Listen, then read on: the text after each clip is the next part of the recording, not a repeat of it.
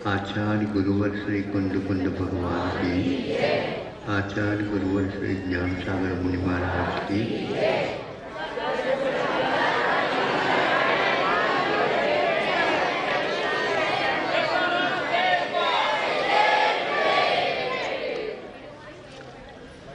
जब कभी भी आप लोग संकल्प लेते हैं उस समय मैं भी कायोत्सर्ग करता हूँ।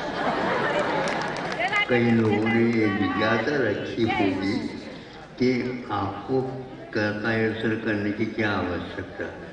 भैया, जिसके माध्यम से अपनी आमदनी बढ़ती है उसके लिए कृतकार्य अनुमोदन चिन्ह होना चाहिए। बैठे बैठे यदि मान लो अपना वेतन बढ़ जाता है तो कौन नहीं करेगा। लेकिन ये ध्यान रखें, हमारे वजह से नहीं, आप लोग कर रहे हैं, आप में से कोई हिस्सा नहीं लेते हम, वो अपने आप ही पहले से मिल जाएगा। अब आगे हम दूसरी प्रतिमा और तीसरी प्रतिमा में क्या अंतर है एक दो बिंदुओं के माध्यम से बताना चाहेंगे कि व्रत प्रतिमा और सामायिक व्रत प्रतिमा, इसमें क्या अंतर है। व्रत प्रतिमा एक प्रकार से सामायिक प्रतिमा की भूमिका है, क्योंकि उसमें 12 व्रतों के साथ साथ सामायिक व्रत भी विद्यमान है। तो सामायिक करना, तो सामान्य रूप से सामायिक जो करने वाला होता है वह 3 संध्याओं में सामायिक करता है। उनमें से कोई छूट गया तो क्षम्य है। ऐसा नहीं कि पहले शुरुआत से छोड़ करके हम करें। तीनों संध्याओं में सामायिक का काल रहता है, तो उसमें आप करें। कभी कभी 48 मिनट का, कभी कभी उसमें कमी आदि हो सकती है। 3 संध्याओं के काल में न करके आगे पीछे भी यदि होता है वो क्षम्य है, क्योंकि आपने सामायिक को याद किया। इतना हो जाएगा।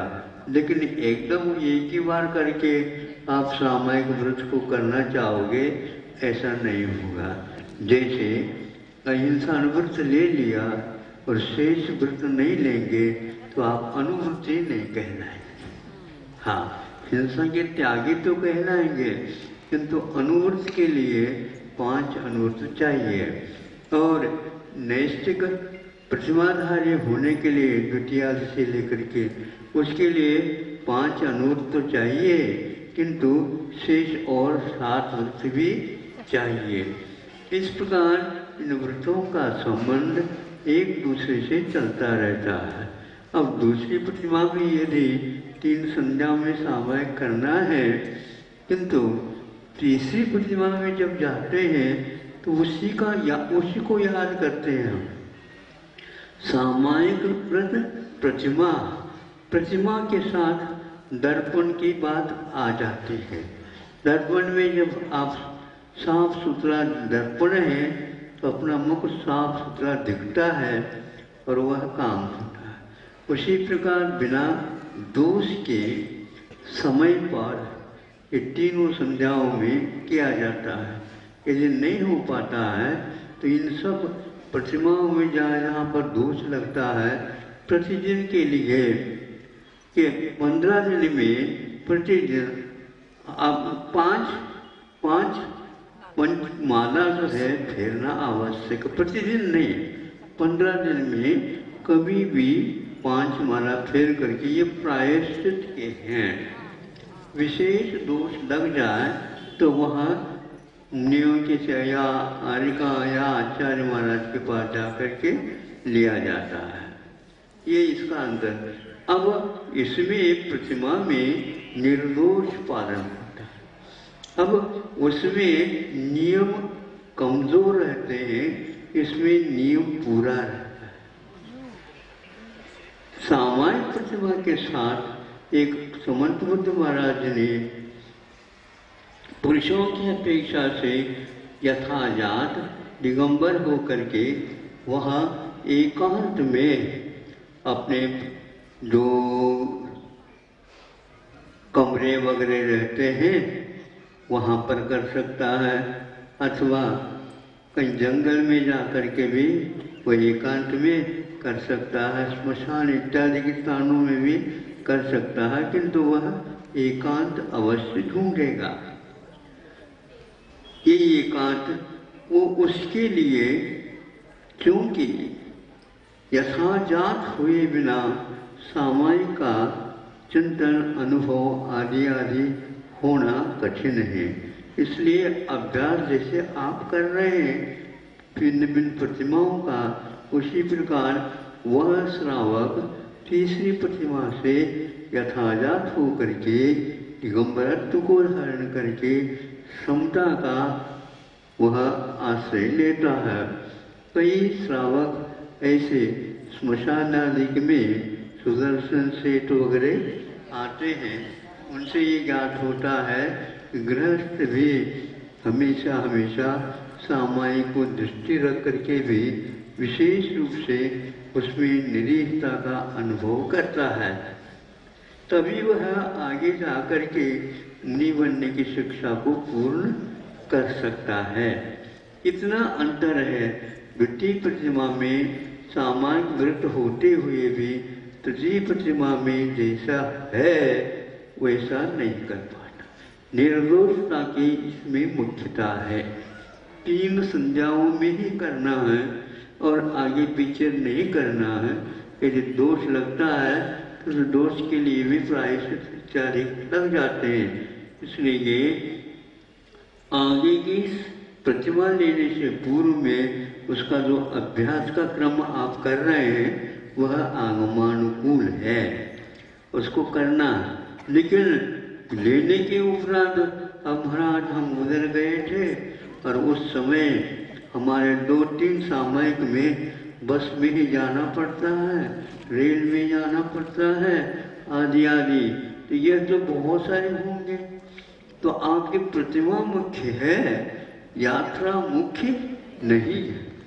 यात्रा के लिए जा रहे हैं तो सामायिक इत्यादि के काल में आप किसी भी प्रकार से उसको पूर्ण कर लो, फिर बाद में शेष दैनंदिन कार्यक्रम आप कर लो। यदि नहीं करेंगे तो उस व्रत के प्रति सावधानी का अभाव होने से दोष सहित माना जाएगा। इसमें और थोड़ा सा बताना चाहूँगा, जो जघन्य से सामायिक करता है, जो मध्यम से सामायिक करता है, जो उत्कृष्ट से सामायिक करता है, पहले से ही मान लो कोई व्यक्ति 1.25 या 2.5 घंटे तक सामायिक करने का संकल्प लेता है तो उसके असंख्यात गुणी निर्जरा भोजन के समय पर भी होती रहती।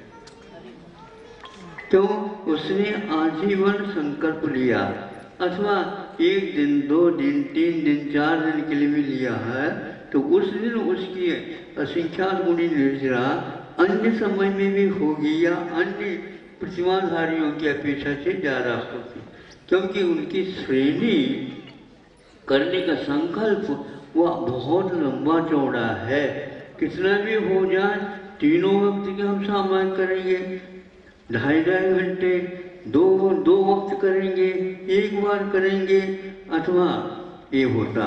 इसके साथ साथ एक और है बताया समंतभद्र महाराज ने, पुरुषों की मुख्यता है उसमें ये कहा है कि वहाँ उस दिन स्नान न करें और इतर फुलेल आदि आदि श्रृंगार भी न करें, और विशेष व्यंजन आदि का भोजन भी न करें।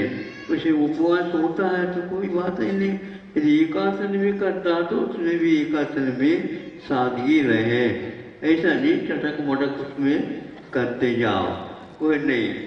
इसी प्रकार तेल भी नहीं लगा लेगा और विशेष रूप से वस्त्र भी नहीं पहनेगा, आभरण आदि का भी उस दिन उपयोग नहीं करेगा, और बिना स्नान किए महाराज फिर पूजन का क्या होगा?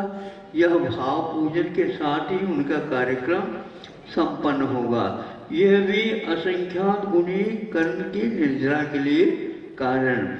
यथा अवसर स्त्रियां भी महिलाएं भी इसका अनुपालन कर सकती है। ये हो गया इसकी उत्कृष्ट सामायिक और जगन्य व्रत की बात कह दी। यह तीसरी प्रतिमा तक कथन हुआ। चौथी प्रतिमा में और द्वितीय प्रतिमा में क्या अंतर है?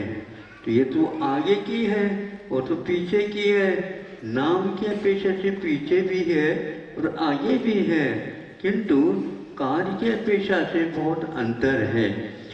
व्रत प्रतिमा में जो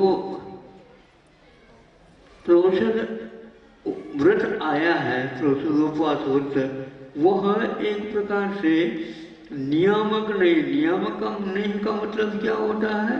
उसमें उतनी कड़ाई नहीं है, उसमें इतने नियम की मुख्यता नहीं है जितनी कि दूसरी प्रतिमा में थी, तो तीसरी प्रतिमा में अलग आ गए। इसी प्रकार दूसरी प्रतिमा में प्रोषदोपवास है वहाँ, और चौथी प्रतिमा में जो प्रोषदोपवास है उसमें बहुत अंतर है। वहाँ पर प्रोषदोपवास प्रतिमा नहीं थी, यहाँ पर प्रतिमा जुड़ी है, इसलिए एकासन करने से यहाँ पर काम नहीं चलने वाला।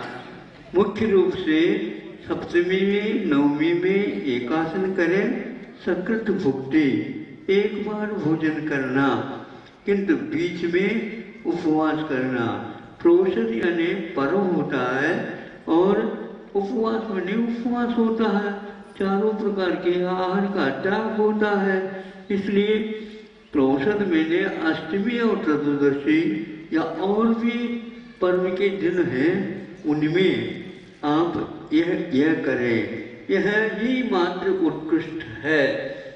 सकृत भुक्ति यदि नहीं करते हैं, एकासन का यदि मान लो आप पालन नहीं करते हैं, तो एक प्रकार से प्रोषदोपवास प्रतिमा का अर्थ पूर्ण नहीं हो पाता। दूसरा इसका संबंध कहाँ से है? मुनि महाराज प्रतिदिन प्रोषदोपवास करते हैं। प्रतिदिन का अर्थ क्या होता? एक भुक्ति करने का उनका संकल्प है। अष्टमी और चतुर्दशी का वह कोई भी विकल्प नहीं रखते, किंतु यह निश्चित करते हैं हमें प्रतिदिन एक ही भुक्ति लेना, एक बार भोजन करना। गृहस्थ भी एक बार भोजन करता है उन दिनों में जब पर्व आता। तो ये एक हो गया, लेकिन इसमें जगन्य मध्यम और उत्कृष्ट का यदि भेद करना चाहते हैं तो भूभूमि में, जगन्य भूभूमि में, मध्यम भूभूमि में, उत्कृष्ट भूभूमि में क्रमशः एक दिन का उपवास, 2 दिन के उपवास, 3 दिन के उपवास होते हैं। ये उनका अनादिकाल से चल रहा है। उसी प्रकार मुनि महाराज जब से मुनि बनते हैं तब से लेकर के लेखना जहाँ हो रहे हैं उस तक प्रतिदिन एक ही मात्र मुक्ति का संकल्प लिया।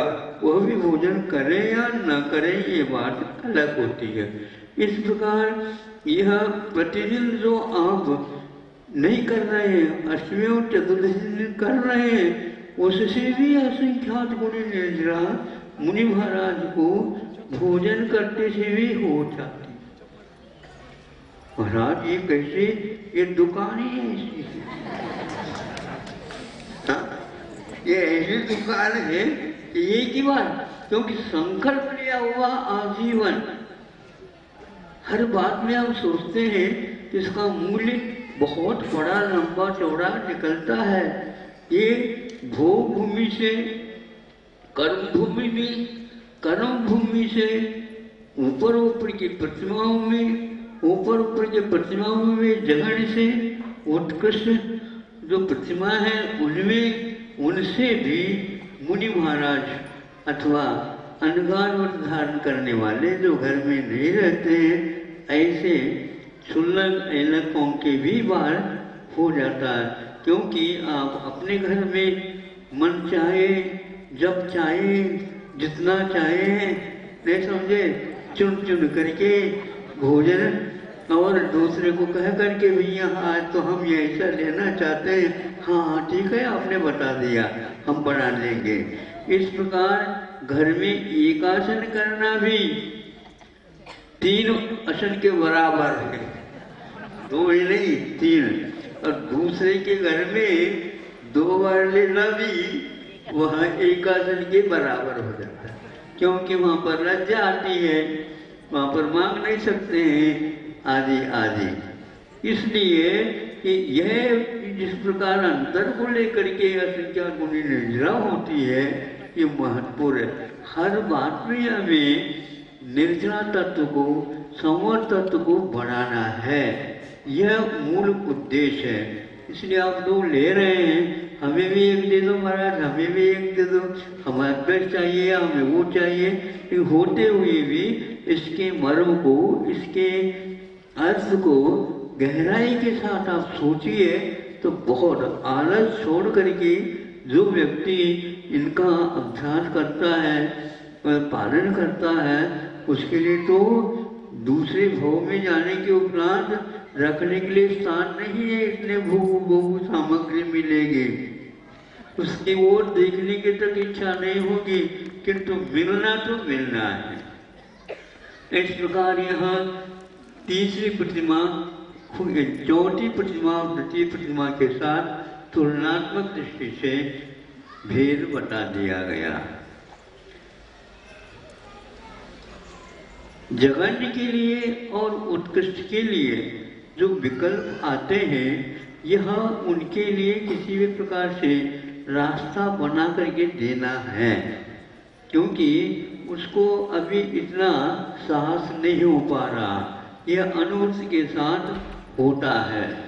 छोटा बच्चा है, उसके लिए पहली कक्षा में एक साथ नहीं ले जा सकते, किंतु उससे पूर्व में भी कल कुछ कक्षाएं बना करके उसका अभ्यास कराया जाता है। उसी प्रकार श्रावक की भी बात है। अब इसके उपरांत आ जाता है छठी प्रतिमा, पंचमी प्रतिमा, छठी प्रतिमा, सप्तम प्रतिमा से पूर्व ये 2 प्रतिमा ऐसी हैं, रात्रि भोजन त्याग और सचित विरत। सचित से क्या? सचित का अर्थ होता है कच्चा फल, पका फल भी। कच्चा फल क्या है? जैसे तुरई है, ककड़ी है, और भी झूलने वाले या आधार पर फल निकलते वनस्पति के, उनका नाम। एक जमीन का हो जाता है, जमीन में जो लगता है।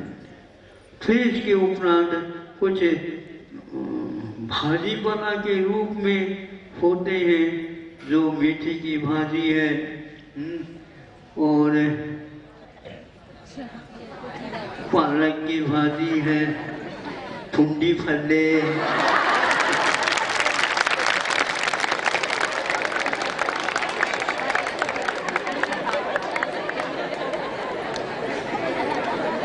दक्षिण वाला को देखने से वो याद आ जाता है।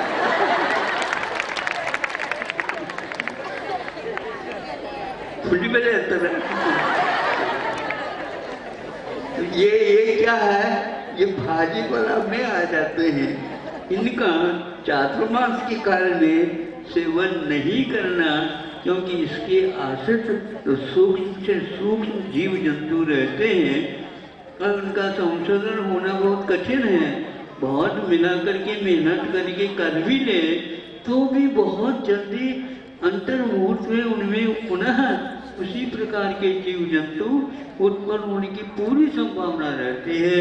इसलिए व्रती लोग चातुर्मास में इस प्रकार के भाजीपाला से दूर रहते हैं। एक भाजीपाला का त्याग, जघन्य त्याग, फिर इसके उपरांत जमीगत का पहले त्याग, फिर भाजीपाला के त्याग, फिर तीसरे नंबर में यह जो लटकने वाले फल रहते हैं वनस्पति के, उनका त्याग। इस प्रकार त्याग करने की अपेक्षा से बहुत सारे भेदों भेद हो जाते हैं। इसके माध्यम से जिह्वा इंद्रिय को जीतने का अभ्यास किया जा रहा है। क्या हुआ? जिह्वा इंद्रिय। महाराज हम तो गृहस्थ तो है, लेकिन मुनि बनने की शिक्षा वर्ष ले रखा है, काहे के लिए रहे हैं कुछ बताओ? इसी के लिए लिया है। तो ये 2 व्रत खाने पीने की अपेक्षा से है, और वह भी शाम को 2 घड़ी पहले आहार पूर्ण हो, ताकि वह व्यवस्थित हो सके। ये इसलिए भी कहा है, वहाँ मुनि महाराज मान लो 2 भुक्ति उनके भी चल सकते, सुबह अथवा शाम। सुबह नहीं लिया, संकल्प है शाम को लेंगे, शाम को नहीं लिया तो प्रतिदिन वह दिन में एक बार ले लेता है। किंतु श्रावक का यह है कि मानो शाम के लिए मुनि महाराज आ जाए तो उससे पहले तो हम भोजन कर नहीं सकेंगे, इसलिए पहले से ही यह उनकी अवधारणा रहती है, और बना हुआ भी उसी प्रकार का अन्न भोजन वगैरह रहता है, तो वह दे करके फिर इसके उपरांत स्वयं भी दूसरी भक्ति में भोजन कर सकता है। इसलिए वह रात्रि भोजन त्याग ऐसा भी कहा है। सचित का तो बता दिया। सचित कब तक रहता है, तो इसमें बहुत सारे भेद होते हैं। जैसे यंत्र के द्वारा पहनने के उपरांत वो रस निकलता है, तो वह अचित प्रासुक माना जाता है। अथवा छंद भिंद इत्यादि करते हैं, उसके द्वारा भी स्वाद में, रस में, गंध में अंतर आता है, उसको भी दिया जाता है। किंतु सचितपना उसके बिना भी रह सकता है। तो इसलिए गुरुजी ने कहा था, वो अग्नि के द्वारा पक जाता है, वो सचित से अचित हो जाता है। वह व्रती लोग उसको ले सकते हैं, ऐसा उनका कहना। और वह लगता भी ऐसा है। ऐसे यदि मान लो पेट से तोड़ करके खाते हैं, उसका स्वाद, पेट से टूट करके गिर गया उसका स्वाद, बनार करके बनाना बोलते हैं ना, हाँ ये हंस लिया।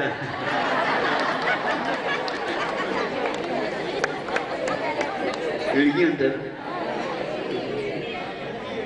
इड़गी तो हज दिन होगा, तो उसमें स्वाद, इनमें भिन्न भिन्न अंतर है।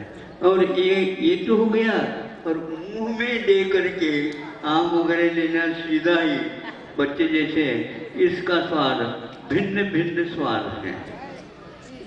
जो अग्नि से पकाने के उपरांत लेते हैं, उसका स्वाद नहीं रहता है, केवल भोजन का अंग बन जाता है। इस प्रकार वह बहुत खा लिया, बहुत पी लिया, अब तो हम इसमें कमी लाने के लिए थोड़ा खा लें। सबसे अच्छा तो गुरुजी कहा करते थे कि रोटी खाना है तो उसके साथ साथ साग बना करके खा लो। तो ककड़ी है, मान लो ककड़ी का साग बना दिया तो वह ज़्यादा नहीं खाया जाएगा, और वैसे बिना रोटी के भी ककड़ी खा ले, 4-5 यूं ही हो जाए, ऐसा होता। तो वह कच्चे भी खा लेते हैं, पक्के भी खा लेते हैं, साग भी खा लेते हैं, इन दोनों में अंतर रहता है। इस प्रकार सचित विरक्त होता है, वह अपने जिह्वा इंद्रिय के ऊपर लगाम लगाने के लिए ये सब करता है। इसलिए घर में रह करके ही वह वैरागी जैसे हो जाता है। घर वालों के लिए भी बहुत समस्या आ जाती है, ये तो सब बने हुई चीज़ें हैं, तुम खाते हैं नहीं, तो तुम खाना हो तो खा लो, दोनों वक्त खा लो, लेकिन हम तो नहीं खा सकते। अब तो उनके सामने स्वाध्याय इत्यादि करने से उनके मन में भी भाव आ जाता है, फिर वो भी कमाने की बात करता है। इस प्रकार घर में एक वृत्ति होता है, पूरा परिवार व्रत के सुगंध से परिचित होने लग जाते हैं। यहाँ के लोगों के मन में भी मेरा मुंह में पानी आ रहा होगा। ये इतने सारे सारे वैसे इधर आ जाते तो सफेद वस्त्र पहना जाता है, ये तो रिवाज है, इस सब पेशे से। फिर भी खेती किसान जो होता है वह बहुत सीधा साधा अपना काम बनाता है, क्योंकि इन सब में समय बहुत चाहिए। किसान के पास इतना समय नहीं होने से ऐसा। और घर में जो रहते हैं उनके लिए भी सुबह का अलग है, नाश्ते का अलग है, मध्याह्न का अलग है, मेहमान आ गए तो अलग है, संजय का अंतर और अभी इधर भोजन हुआ ही नहीं और शाम की चिंता चालू होती है। ऐसे व्यक्ति ने ना हमेशा हमेशा रात्रि भोजन का त्याग है, इसलिए जल्दी जल्दी रसोई का निर्माण कर लो। इस प्रकार व्यस्त होने के कारण भी कल की तैयारी, परसों की तैयारी, 8 दिन की तैयारी, इस प्रकार तैयारियां होते हैं क्या नहीं? हाँ, तो उसमें आलस करेंगे, जीव जंतु उत्पन्न होने की संभावना रहती है।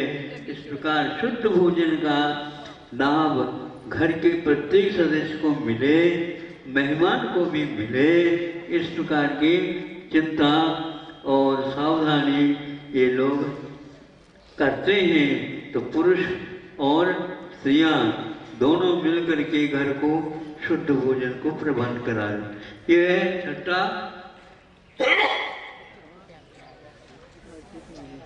रात्रि भोक्ति का त्याग और सचित्र व्रत के 5 और 6। अब सप्तम प्रतिमा में एक प्रकार से अभी तक जो काम पुरुषार्थ करता था संतान की उत्पत्ति के लिए, अब उससे विराम लेकर के जो संतान है, बाल बच्चे हैं, तो उनका पालन पोषण करने के लिए वानप्रस्थ आश्रम जिनको बोलना चाहिए, बच्चों का पालन करने के लिए, उनके ऊपर अच्छे संस्कार डालने के लिए दोनों कटिबद्ध हो जाते हैं, ताकि वह एक प्रकार से उस संपर्क से, वासना से दूर उठ करके ये काम करते हैं।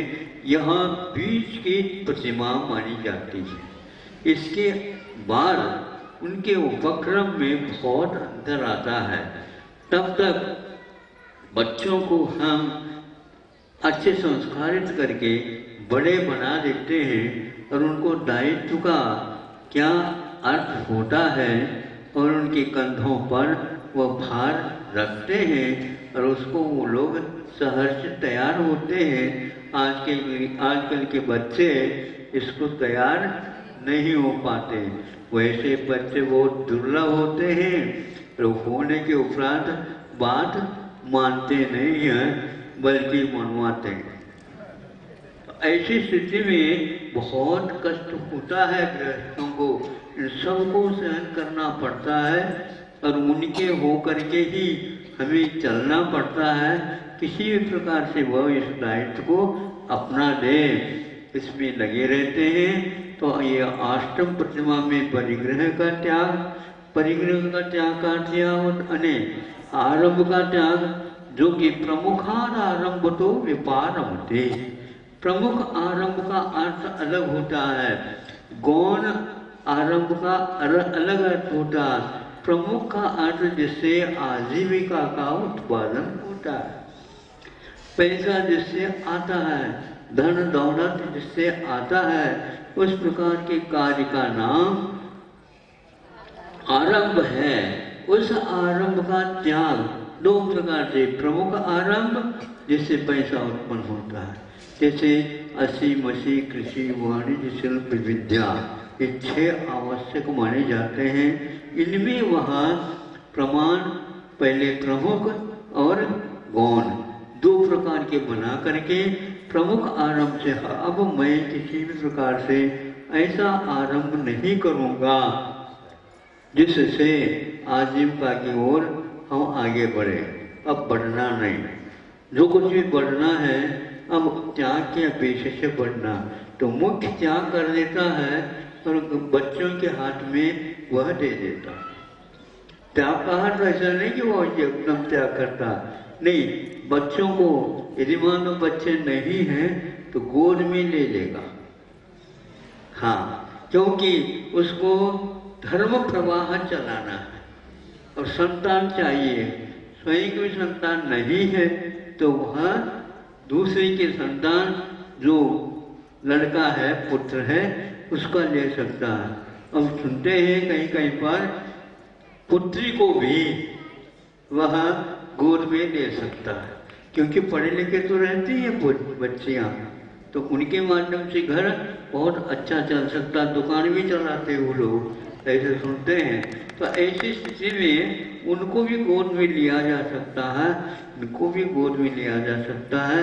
गोद में लेने के उपरांत पहला जो घर था उसका संबंध छूट जाता है और इसी घर का वह हो जाता है। थोड़े थोड़े अंतर होता है, लेकिन फिर भी वह आत्मीयता उसकी इसी घर की अपेक्षा से हो जाती है।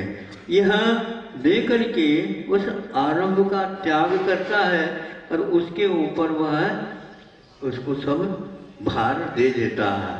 अभी उन्होंने परिग्रह का त्याग नहीं किया, अभी उन्होंने, देखो एक सूक्ष्म बात कर देना चाहता हूँ, अभी उसने बनाने का, जैसे भोजन बनाने का त्याग नहीं किया, अभी भोजन सामग्री के उत्पादन का त्याग किया, वो भी प्रमुख है, उसी का त्याग किया है। आजीविका का त्याग करके जो परिग्रह रखा है उसके द्वारा, यदि मान लो घर में व्यस्त हैं, सब अपने अपने मान लो वृद्ध हो गए, ऐसी स्थिति में स्वयं अपने हाथ से भी सीधा सादा जो बनते हैं, खिचड़ी बना लिया, चावल बना लिया, बाटी बना लिए, मोदक बना लिया, इस ढंग से जो सब जल्दी जल्दी बना करके खाने की बात होती है, ऐसे बना करके भी पानी लाना भी होता है। ये सब वह करता है, वो किसी के ऊपर भार नहीं पड़ता, क्योंकि यह शुद्ध भोजन की बात आती है। तो इसलिए कि इस प्रकार कर सकता है, वो करे नियम नहीं, लेकिन यह त्याग हो गया उसका आरंभ का, ये भी आरंभ में आता है, ऐसा कहीं भी नहीं लिखा। यदि यह भी आरंभ में आता है तो फिर प्रमुखारंभते, प्रमुख जो आरंभ है उससे दूर होता है। अष्टम प्रतिमा में यह कहना गलत हो जाता है या यह ठीक नहीं होता, किंतु कहा है इसका अर्थ यह है, आरंभ त्याग दिया, लेकिन घर वाले जो बच्चे वगैरह आकर के कहते हैं हम इस प्रकार कर लें क्या नहीं कर लें, तो वो उसके लिए कहता तुम इस प्रकार कर लेना, इस प्रकार गेहूँ बो लेना, इस प्रकार धान बो लेना, इस प्रकार हल चला लेना, उसके पास से ये ले आना, ये सारे बातें उसको समझाने के लिए है, स्वयं नहीं करेगा। अनुमोदना नहीं होगा क्या? अनुमोदना नहीं, ये अनुमोदना हमने ले रखा है ना, चला करके नहीं करेंगे हम, किंतु वह उसकी कठिनाई होगी। अभी अभी जाना प्रारंभ कर दिया विद्यालय, तो उसको इतना कहना समय पर जाया करो, समय पर बोया करो, समय पर दुकान खोला करो, ये इस प्रकार वो आकर के तो कैसे खोले, जो अपने माल कैसे खरीदे, आदि आदि समस्या तो उनकी आती है, तो उसके लिए धीरे धीरे अनुभव देते रहना, ताकि उसको भी अच्छा लगेगा और अपने लिए छुट्टी मिल जाती है। इस प्रकार उससे पार हो जाता है वो। यह अष्टम प्रतिमा में हो गए, समझ में आ गया ना। सावध्य और आरंभ में अंतर है। असीम असीम कृषि वाणी शिल्प विद्या इच्छा आवश्यक सावध्य नहीं है, यह आरंभ है।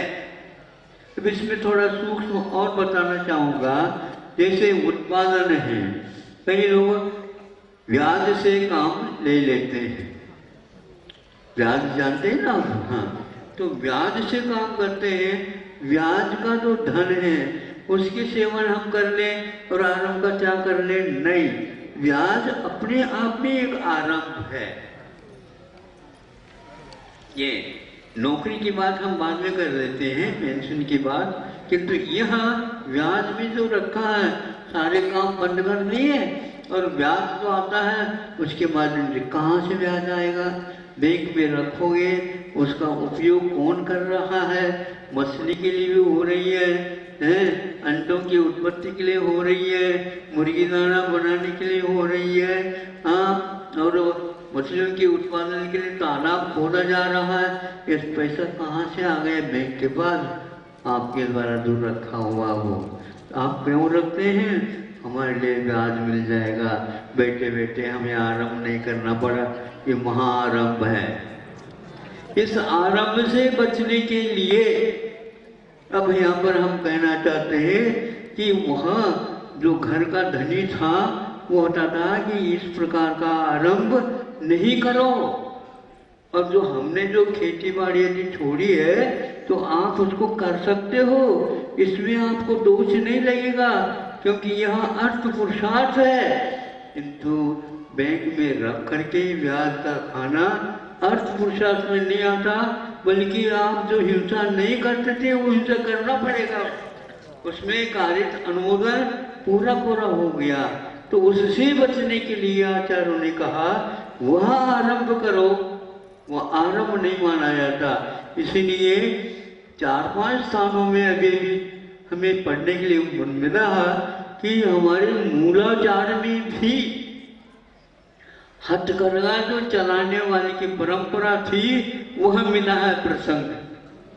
किसमें? मूलाचार में। मूलाचार में एक प्रसंग आया है, 2000 वर्ष पूर्व में लिखा गया है वो। तो उसमें ये लिखा गया है कि जो आर्य का अथवा और कोई भी चाहिए तो साध्वी वहाँ गृहस्थ के घर थोड़े से काम, विशेष काम के चले जाते हैं। तो चले जाते हैं तो आगम में उल्लेख है वहाँ पर जाने के उपरांत क्या क्या नहीं करना, ये उसका उन्होंने उल्लेख किया। तो वहाँ के बच्चों को खिलाना नहीं, पिलाना नहीं, सुलाना नहीं, वो नहीं कराना, नहीं समझे, उनको हंसी मजाक में नहीं लगाना, आदि आदि करते करते घर गृहस्थी के जितने काम होते हैं ये तो करना ही नहीं। सुन रहे हो? हाँ, तो और क्या नहीं करना? सुट्टम न करेगी, सूत नहीं काटना, सूत नहीं काटना। इसका अर्थ घर में सूत पहले काटते थे, आने का होने के उपरांत वहां पर जाकर के सूत नहीं काटना ये कहा गया है। इससे स्पष्ट है 2000 वर्ष पूर्व में भी जैनियों के यहाँ भी, ब्राह्मणों के यहाँ भी, सात्विक जीवन जीने वालों के यहाँ भी ये चलता था। दूसरा, खादी का इतिहास मिला, कम से कम भी 80 वर्ष पूर्व में इसका प्रकाशन हुआ था। बहुत अच्छा पठनीय है कि क्या आरंभ होता है, क्या परिग्रह होता है, क्या सामर्थ्य होता है, इसका भेद किसी को न मालूम नहीं। हर बात में पानी लाना ये भी आरंभ नहीं है, किंतु पानी का उपयोग रसोई के लिए अनिवार्य है। छानबीन करके ले आएंगे, घर वाले मान लो आलस कर गए तो जीवाने ही ढोल दिया, तो इसलिए ऐसा नहीं, हम अपने बच्चों को पालन करेंगे और अपने हाथ में ही उस शुद्धि को उपक्रम रखेंगे। ऐसा यह श्रावक उनसे नहीं करता, स्वयं कर सकता, इसमें कोई भी बाधा नहीं है। तानु माडिद उत्तम, मग माडिद मध्यम, आळु माडिद हाळु। सुन रहे हो? समझ में आता है? अच्छा, कन्नड़ आती है? अच्छा, केरली ना? हाँ, तो इससे स्पष्ट है कि हमें अपने हाथों से हमने बुद्धिपूर्वक व्रत लिए हैं, तो बुद्धिपूर्वक स्वच्छता के साथ, शोध के साथ मन लगा करके खुशी के साथ, किसी से करवाना नहीं, अपने आप करना, ये सबसे उत्तम माना जाता है धार्मिक क्षेत्र में। अब आज जो है कोई शुद्ध चक्र मंडल विधान है, शेठ जी दुकान में बैठे हैं और किसी कर्मचारी को वहां पर बिठा दिया, कहाँ पर? शुद्ध चक्र मंडल विधान में पूजन के लिए। घर का चल रहा है, नहीं घर का नहीं चल रहा, उधर घर से तो दुकान चल रही है और जो कर्मचारी है उसके माध्यम से शुद्ध चक्र, अब वो स्वाहा स्वाहा स्वाहा स्वाहा मार करके आ जाता है। इसलिए नहीं, आप अपने मन से, वचन से, काय से, कृत से, कार्य से, अनुमोदन से, उत्तम भावों के साथ उसका आराधन कर लेना चाहिए। संक्षेप से कह रहा हूँ, लेकिन ये बात आवश्यक थी, ये बता दिया। अब इसके उपरांत अष्टम प्रतिमा में और क्या क्या करना होता है, तो यह एक खादी का इतिहास मिला है। खादी का इतिहास अभी गांधी जी से चालू हो गया होगा, ऐसा नहीं है। ये अनादि अनिधन, जब से मानव की सभ्यता है तब से ये वस्त्र है। वस्त्र है तो सूत को काटना होगा, सूत काटना होगा तो सूत कपास के द्वारा आता है। कपास कहाँ से आता है? आसमान से, किसान के घर से निकलता है। और किसान इस प्रकार मेहनत करता है तब वो कपास आ जाता है, उस वस्त्र से ये मिलता है। यंत्र के द्वारा बने हुए वस्त्र मांस के, चर्बी के इत्यादि के संयोग से ताना बाना बनाया जाता है और आपके लिए ब्लीचिंग पाउडर डाल करके फन, बहुत अच्छा, क्या बहुत अच्छा, उसका उत्पादन तो देखो। इसलिए भारतीय संस्कृति के अनुसार अपने कई मक्का,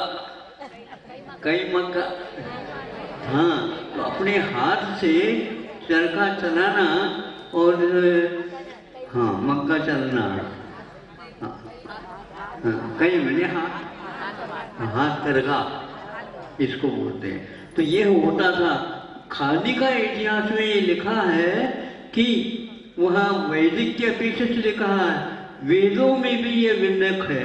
वेद जो है हिंदी में नहीं, अपभ्रंश नहीं है, वेद में संस्कृत पहले का जो प्राकृत है उस प्रकार की वह भाषा है, वही ये भी नहीं है। संस्कृत भी शुद्ध नहीं, उसमें लिखा है पति पत्नी के लिए साड़ी बनाता है। सुन रहे हैं नहीं? हाँ, कोई इधर उधर बैठे बैठे क्या काम करेगा? आप लोग रसोई तैयार करो और वह साड़ी बना करके तैयार, स्वयं के लिए धोती, स्वयं के लिए दुपट्टा, स्वयं के लिए शर्ट, स्वयं के लिए और पत्नी के लिए भी वह बना देता है। पत्नी क्या करती है? बच्चों के लिए सारे पहनाव तैयार करके देती है। इस प्रकार घर में पति और बच्चे दोनों मिलकर के परिवार के लिए वस्त्र का निर्माण करता था। ऐसे संस्कृत में लिखा हुआ वेदों में भी है। वेद के अपेक्षा से वर्तमान में कई लोगों का कहना है ब्राह्मण मुख्य रूप से इसके पाठी होते हैं और यह ब्राह्मणों का कार्य नहीं है। ब्राह्मण को यद्यपि सत्कुल माना है, इसमें कोई संदेह नहीं। सब कुलों में, सब वर्णों में ब्राह्मण वर्ण को बहुत ऊंचा माना है, त्यागी तपस्वी के समान माना है।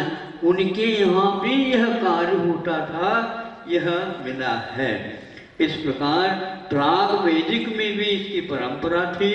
अभी भी आसाम और नागालैंड और गुवाहाटी आदि में वहाँ की बच्चियों को कहाँ पर कहाँ देना, कैसा देना, यदि ब्याह करके उनको कहीं भेज दिया जाता है, वहाँ ब्याह होने से पूर्व में, शादी होने से पूर्व में उनके घर में जा कर के देख लो क्या क्या काम होता, तो उसमें बहुत अच्छी क्वालिटी के साड़ियों का निर्माण होता है ना। बस हमारे बच्चे को वहाँ पर देंगे तो पक्का है वह किसी भी प्रकार से घाटे में हम अपने दामाद नहीं आएगा। आएगा तो भी हमारी बच्ची जा करके उसको भी सुधार लेगा और स्वयं भी सुधार लेंगे। इस प्रकार के वहाँ पर 20-20 हजार में, 30-30 हजार में, 1-1 लाख रुपए कीमती मूल्य साड़ी के लिए बनते हैं। इस प्रकार के यदि मान लो वह बना लेती है तो स्वयं भी और दूसरे के लिए भी वह संपन्न बना देगी। वहां पर जाना देना ठीक है, ऐसा पहले करते थे। आज दहेज कितना मिलता, कितना देना है, ये ठीक नहीं है। और शादी हुई नहीं सुबह और बर्बादी शाम को। सुनना, दोबारा बोलो। सुबह शादी हो गई और शाम को बर्बादी हो गई। ये कौन सा शादी? इसीलिए पहले ये कार्य किया जाता था। दूसरा कि इस प्रकार की बहू हमारे घर में आएगी जो अच्छे अच्छे वस्त्रों का निर्माण करेगी तो हमारे घर में कभी भी गरीबी आएगी नहीं। इसलिए ढूंढ ढूंढ करके वर वधू का चयन पहले करते थे। इससे स्पष्ट है यह परंपरा सूत काटने की, वस्त्र निर्माण बनाने की, यह आरंभ में नहीं आता, सावध में अवश्य आता है। इसलिए मैं इसको आरंभ न मान करके अब ये त्याज्य है ऐसा नहीं कह सकते, यह आवश्यक है। 4 प्रकार के पुरुषार्थों में अर्थ पुरुषार्थ के बिना गृहस्थ आश्रम में रहना उचित नहीं ऐसा कहा है। इसलिए हमारा कर्तव्य होता है, आगम में लिखा है कि गृहस्थों को सतगृहस्थ बनाने के लिए ये 4 पुरुषार्थ अनिवार्य है। और ये इधर जो मांसाहार संबंधी जो चल रहा है, बैंक में कोई भी सर्विस करता है उसके लिए सब कार्य करने पड़ते हैं।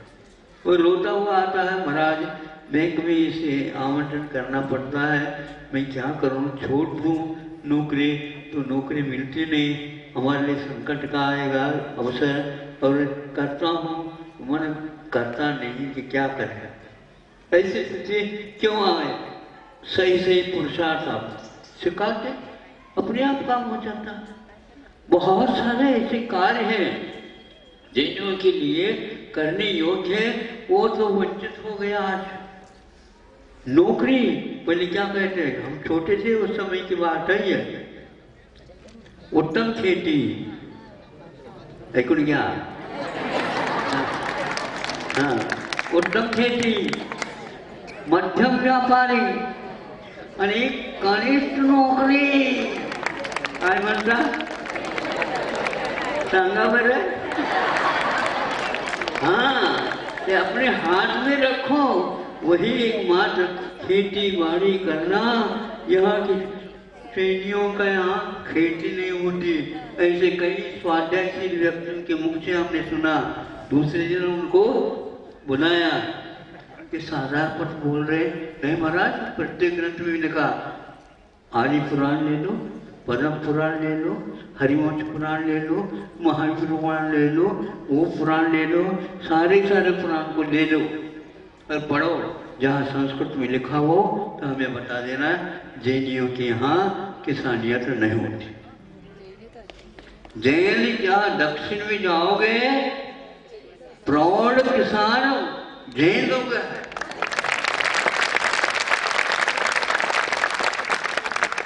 और जिनके यहाँ सीए वगैरह कोई काम करने वाले होते हो, नहीं समझे? सीए करने के उपरांत में, जब मैं छोटा था उस समय की सीए और इस समय की सीए में बहुत अंतर है। वह भी घर वालों ने कहा जाकर के कोल्हापुर में रहने लगा, ठीक है, घर से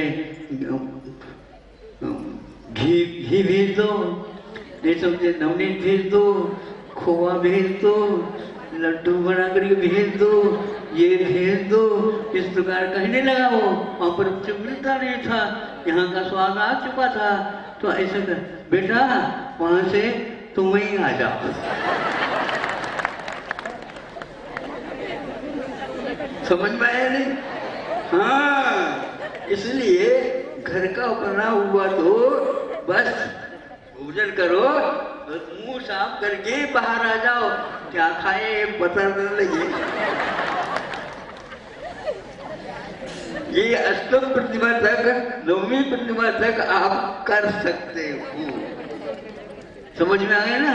लेकिन पहले नहीं कहेंगे, सातम प्रतिमा लांघो। जब परिग्रह का आरंभ का त्याग की बात आती है, उस समय ये खोलने की बात है, कोई चिंता का विषय नहीं है। घर वाले यदि नहीं करते तो कोई बाधा नहीं, वो बहुत व्यस्त में रहते हैं, इसलिए उनसे कोई काम मत मांगो। आचार्य श्री जी, सप्तम प्रतिमा वाला घर में अगर उसकी तो ब्रह्मचर्य प्रतिमा है, घर में ब्याह शादी परिवार के लोगों की हो रही है, तो क्या अटेंड कर सकता है, अनुमोदना कर सकता है? अनुमोदना नहीं, सुनो पहले कि अपने परिवार का यदि इस प्रकार शादी ब्याह आदि होते हैं, उसमें वहाँ आवश्यक पड़ जाए तो भाग ले सकता है, पर विवाह नहीं करेगा। सूत्र आया ना? सूत्र आया कि नहीं? हाँ, कहाँ आया? सप्तम अध्याय में आया है। तो भाद्रपद में खोलते हैं आप लोग हैं? तो उसका अर्थ क्या है? पर विवाह, दूसरे के परिवार के विवाह आदि आदि में काम नहीं लेगा। उसके विवाह से पूर्व में जो टीका आदि लगते ना, सगाई, हाँ, तो वो भी सगाई नहीं करना। आठ अपने घर में यदि आवश्यक है तो दादाजी को जाने की आवश्यकता नहीं, लेकिन कभी कभी ऐसा होता है पिताजी से भी ज्यादा है जो काम दादाजी ही करते बैठे बैठे, तो उनके बिना हम नहीं कर सकते शादी, तो उनको भी ले जाओ, बिठाओ वहाँ पर मंडप में, ये दादाजी ही, उसमें कोई बाधा नहीं, लेकिन आप रुचि ना ले। हाँ हाँ, आप रुचि नहीं लेना, उत्साह नहीं दिखाना, किंतु इस प्रकार कर सकते हैं। तो पर विवाह करने पर इससे कहा, तो इस प्रकार हमारा अष्टम परिग्रह आरंभ का त्याग जो है इस प्रकार होता है। और भी विषय बहुत है, लेकिन आपको भी इतना समय नहीं है, और हमारे पास तो पहले से ही कटोरी जलती है, क्या करें हम। इस प्रकार ये 3:15 तो बज गया। मैं सोच रहा था कि बहुत समय हो गया होगा, लेकिन अभी आपके पास अच्छी बात है, बहुत अच्छा। तो ये आरंभ त्याग हो गया। और भी सावध्य के बारे में, जैसे एक उदाहरण आता है पंडित जी का, सदासुख जी। सदासुख जी जयपुर के थे, और उनका वो पंडित जी थे, दूर दूर तक उनके पास आग्रह आता था, पर्व इत्यादि में आने आने जाते थे, आते थे। तो वह विश्वसनीय नौकरी नहीं है, किंतु वह कार्य करते थे बड़े बड़े सेठों के यहाँ या राजाओं के यहाँ। तो वर्षों हो गया, सभी लोगों का वेतन बढ़ाने का अवसर आ गया। सभी लोगों को 10-20 रुपए एक एक महीने में बढ़ा करके वेतन देने का निश्चय कर लिया गया, क्योंकि कुछ लोगों की आवश्यकता थी, तो सभी के लिए दे दिए, इतना दे दो, इतना दे दो। जब सदासुख जी के पास भी ज़्यादा पैसा आ गया, मतलब ये क्या बात हो, हम नहीं लेंगे। नहीं, सभी लोगों के लिए सेठ साहब ने सोचा है, उनके लिए इतना बढ़ा देना। हाँ, बढ़ाया होगा, लेकिन मैं तो नहीं लूँगा। तो जा करके वैसे का वैसे कह दिया उन्होंने, सेठ जी ऐसा ऐसा जो है एक पंडित जी है, और वो कह रहे थे। अच्छा, उनको बुलाओ। बुलाया। क्यों भैया, आपके कहने से नहीं, मैं अपनी तरफ से ही, इतने दिन से आप काम कर रहे हो, इसलिए कुछ न कुछ तो वेतन बढ़ाना चाहिए, सबके अनुसार आपको भी पढ़ाया, ले लो, हमने दिया है, आपने मांगा नहीं, हमें याद है, हमें नहीं चाहिए। काम तो मैं उतना ही करता हूँ और वेतन बढ़ाए क्यों? सुन रहे हैं? सदा सुख दी, हमेशा हमेशा सुख का अनुभव करने वाला वो व्यक्तित्व था। तो अंत में यदि फिर भी आप देना चाहते हैं तो ऐसा करो, मैं 8 घंटा काम करता हूँ, उसमें 2 घंटा काम कर दो, मैं उसमें स्वाध्याय है, तत्व चिंतन है, मैं तुमसे स्वयं भी कर सकूं, दूसरे को भी करा सकूं, प्रशिक्षण लेऊं, प्रशिक्षण दे सकूं, इस प्रकार कहा। तब उस सेठ जी को या अपने राजा को कहा कि हमारे राज्य में ऐसे भी संतोषी प्राणी, और ये आज जो क्या हो रहा वो भारत में हड़ताल कर रहे हैं, तोड़ फोड़ कर रहे हैं, ये जीवन है भारतीय जीवन। इसलिए आप लोग पढ़े लिखे होने के उपरांत भी कुछ समझदारी के साथ काम करो और अपने बच्चों को भी संस्कारित करो। अब रह गए परिग्रह त्याग, अनुमति त्याग, क्योंकि कल आपको जाना है, बता रहे हैं,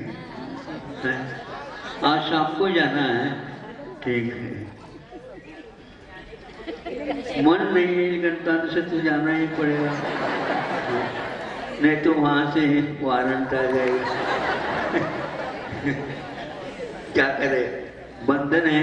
लेकिन इतने भी उन लोगों ने 2 दिन के लिए आपको अवकाश प्राप्त कराया, उनको जाकर के कह देना आपके जो है एक प्रकार से मेहरबानी हो गई, तो हम हो करके आ गए।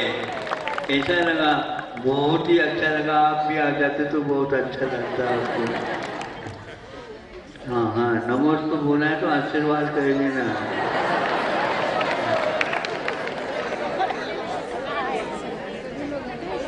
कई बार व्यक्ति पूछते हैं, महाराज उन्होंने आशीर्वाद मांगा है, बहुत बहुत नमस्कार किया, तो हमने हाँ आशीर्वाद बताना, तो उन्होंने कहा कि महाराज वो बहुत बार नमस्ते किया, आप भी करो, हाँ बहुत बार हमारा आशीर्वाद है। और क्या करें, संतुष्ट तो ग्राहक को करना ही पड़ेगा। बहुत अच्छा, बहुत अच्छा। आप लोगों का ये है गृहस्थ आश्रम में रहते हुए भी इस प्रकार सोपान क्रम से आगे बढ़ रहे हैं। ये महाराजा और जो गए हैं उनके माध्यम से आप लोगों को काफ़ी दिशा बोध अच्छा लगा है। आगे भी इसी प्रकार कर लो और अपने पाठ्यक्रम शुरू कर लेना। अहिंसा परमो धर्म की। फिर इसके उपरांत हम इसकी भी चर्चा ब्रह्मचर्य शिष्टाचार के माध्यम से करके बता देंगे। हाँ,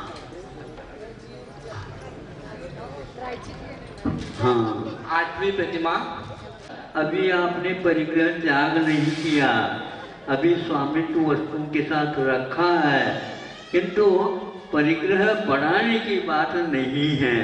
तो जो व्यक्ति व्याज से काम चलता है वो ठीक नहीं कर रहा है, किंतु आपके पास मान लो 10 लाख रुपए है, 1 साल में आपको 1 लाख रुपए खर्च होता है, तो 10 साल का अपने पास प्रबंध है। उसके बाद उससे पूर्व से ही ऐसी भूमिका तैयार करो तो वहाँ अनुमति का भी त्याग करें और परिग्रह का भी त्याग हो जाएगा। अनुमति अब किसी भी प्रकार से आरंभ में नहीं देना, और स्वयं के लिए जो आवश्यक था उसका अपने आप ही त्याग कर दिया। तो आरंभ में त्याग करने के उपरांत परिग्रह का भी सही है वह नष्ट होता है, अथवा दान पुण्य कर्म इत्यादि करके उसको पूर्ण कर देना। और घर वाले बच्चे अधिक आकर आते हैं, हमें इसमें कुछ बता दो, हमें बता दो, तो अनुमति देते थे, हाँ ऐसा कर लेना, ऐसा कर लेना, इसका भी त्याग होता है। तो वह अनुमति त्याग हो जाता है, कि 10वीं प्रतिमा हो जाती है। इस प्रकार आप घर में रह करके, अच्छे ढंग से सुनो, घर में रह करके भी 10वीं प्रतिमा तक आसानी से सुखकर होते हुए बहुत ही शिस्तिना 10वीं प्रतिमा का पालन कर सकते हैं और दूसरे के ऊपर भी इसका प्रभाव पड़ सकता है। फिर बाद में उद्देश्य जागरूक जो प्रतिमा विज्ञान है वह घर में न रह करके प्राय करके वह मुनि महाराजों के पास रहना होता है या आर्यिकाओं के पास आप लोगों को रहना होता है। उसका कार्यक्रम उद्देश्य त्याग के साथ चलता है। अभी तक आप 10वीं प्रतिमा में अनुमति त्याग के साथ भी निमंत्रण इत्यादि के साथ जा सकते थे। और कोई भी मान लो आपके मित्र आकर के कहता है आप कल हमारे यहाँ आना है, लेकिन ये बता देना आपको क्या आवश्यकता है, माना क्या है, उसी प्रकार का आपके योग्य मैं कुछ दान दे सकूं, ऐसा यदि कहता है तो आप करना हो तो हाँ कहूँ तो हाँ कहूँ, नहीं तो हमें कोई आवश्यकता नहीं है तो चल जाएगा। इस प्रकार वह 10वीं प्रतिमा तक निमंत्रण से भी जा सकता है। नहीं है तो घर में नहीं ऐसे, लेकिन घर में रह करके भी स्वामित्व का भी त्याग करना, अनुमति का त्याग करना, आरंभ का त्याग करना, रहने से साधुवत हो जाता है। 10वीं प्रतिमा तक यह आप लेना चाहें तो ले सकते हैं। और भी कुछ साधनाएं करके जो आगे संलेखना के लिए ये 2-3 प्रतिमाएं जो नहीं रह पाती हैं वो हो जाएंगे तो संलेखना का उपक्रम आप लोगों का बहुत ही अच्छा हो जाएगा, ऐसा हमारा भाव था। 8वीं प्रतिमा होता है जिसको पेंशन बोलते हैं, नौकरी करते थे तो उसमें यद्यपि वह देना नहीं चाहता है लेकिन अपना ही रहा है, लेकिन इसका उपक्रम कब तक चलेगा? ये चलेगा क्योंकि उस धन की अपेक्षा से आप लोभ में आकर के उसमें से कुछ बचा रहे हो क्या? उस जो आता है मान लो 20,000 अवकाश प्राप्त होने के उपरांत आ रहा है और अपने लिए 5,000 का या खर्चा होता है तो शेष हम घर वालों को दे रहे हो क्या? देना चाहते हो फिर कहाँ जाना? इसीलिए उसको दान करने के, अभी दान भी कहा जा सकता है, आपकी निवेदना है, लेकिन वह थोड़ा सा क्रम में नहीं आ पाता, वहाँ पर जा करके हस्ताक्षर भी करने पड़ते हैं, कोई मान लो समस्या भी आ गए उसके लिए और भी जाना पड़ता है, कई लोगों को कोर्ट कचहरी में भी जाना पड़ता है, नहीं समझे? तो इसलिए वो भी नहीं। दूसरा, हमारे बाद हमारे पत्नी को मिले, हमारे लड़के को मिले, इस प्रकार का भी लोभ जागृत हो सकता है। इसको हमने थोड़ा सा गौण कर रखा था, इसमें लोभ नहीं होना चाहिए और बढ़ना तो है ही नहीं उसमें। हाँ, ये बात अवश्य है, उसका धन जो है आपकी इस नियत के साथ रखा गया है कि उसकी जो ब्याज दर इसके बाद बढ़ता है, इसके बाद और बढ़ता है, आदि आदि, तो उसके लोभ भी आसक्ता हो सकता है। इन सब से बचना यही है कि उसको व्यय करते हुए चले जाना सबसे अच्छा है ये। हाँ, ये बहुत आजकल तो बहुत हो रहा है, लेकिन यह उपक्रम ठीक नहीं, क्योंकि एक बैंक का जो है ना दूसरे बैंक में भी मर्ज हो रहा है, लीन हो रहा है। ये सब जो है आपके धन ही चला जाएगा। एक और बात कहना चाहता हूँ कि बैंकिंग का जो दर है उसका नियम है कि आपने एक मान लो 50 करोड़ रखा है तो वह बैंक कहता है आपके लिए 1 लाख ही मात्र देंगे हम। जब कभी भी परिस्थिति बिगड़ जाए तो बैंक की समझ में आ गया कि कहाँ 50,000 था, 50 लाख था कहाँ आपके लिए 1 लाख दिया जा रहा है, तो आपका महत्व केवल 1 लाख रह गया। इससे तो अच्छा यही है तुम ही ले लो, हमें कोई आवश्यकता नहीं। संतोष के लिए यही अच्छा रहेगा, नहीं तो बहुत सारे उसमें आ जाते हैं। कोई कोई व्यक्ति ये भी सोच सकता है बैंक में रखा है, अगर आपके लिए आपके नाम का धन दूसरा भी अपने नाम से करवा सकता है। होता है कि नहीं? आज लड़ो उनसे फिर अब 50 दिन नहीं लगेगा आपको। और बैंक का जो है ना धन रखा है वो खिसक करके दूसरे के नाम से हो जाता है। फिक्स डिपॉजिट भी नहीं कराना चाहिए। FD कराते हैं ना, रुपीज का फिक्स डिपॉजिट की 5 साल में डबल, ये भी गलत है। हाँ, ये जितने भी हैं ब्याज के साथ चलने वाले हैं उसमें ऐसा ही होता। हाँ, दूसरा एक और रह गया था, भवन है आपके पास, 5 भवन है मान लो, एक एक भवन के 10-10 लाख रुपए मूल्य आज है, फिर बाद में 10 साल होने के उपरांत वह 50-50 लाख के हो गए, अब क्या करोगे? बढ़ गए, किसको दोगे?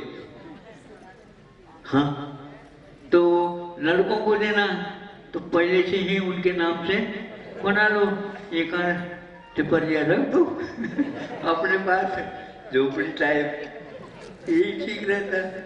मतलब आरंभ एक बार क्या कर लिया तो अपने आप से परिग्रह की प्रासाद को नहीं समझे, हिलने लगा, वो रुक नहीं सकता। बहुत अच्छी व्यवस्था है प्रतिमा विज्ञान, ज्यादा न रखो।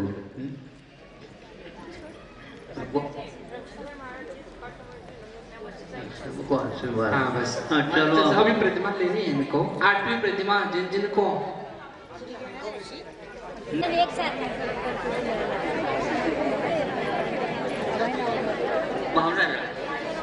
आचार्य श्री ये थोड़ा सा ले नहीं पाए थे, ये ले नहीं पाए थे उस समय, देरी से आए। और ये सभी है, 5 है इनका, किसी को 5 है, किसी को 2 है, 4 है। हाँ, एक प्रतिमा यार तोड़ देते, ये गिला अच्छा से वो एक रहे साफ हो।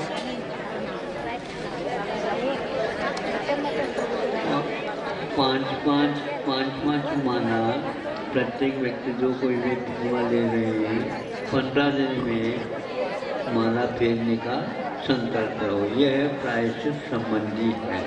5 माला गुरुदेव कह रहे हैं, जो लॉकडाउन में किसी का दर्शन नहीं हुआ, अष्टक पूजन नहीं कर पाए हैं ना, 5 माला पहनने को कह रहे हैं। 15 दिन के अंदर 5 माला पहनना। इनको थोड़ा सा रह गया, इन सभी को ले लो ना। ಎಲ್ಲರೂ ಕಾಯಸರು ಮಾಡ್ರಿ, ಯಾರ್ಯಾರು ಪ್ರತಿಮಾ ತಗೊಳ್ದೈತೆ ನೋಡು 5ವಿ ಕಾಯಸರು ಮಾಡ್ರಿ, ನಿಮ್ ಸಂಕಲ್ಪ ಮಾಡ್ಕೋರಿ, ಕಾಯಸರು ಮಾಡ್ರಿ। ಹಾ, ಅಭ್ಯಾಸ ಬಂದು ಕಾಯಸರು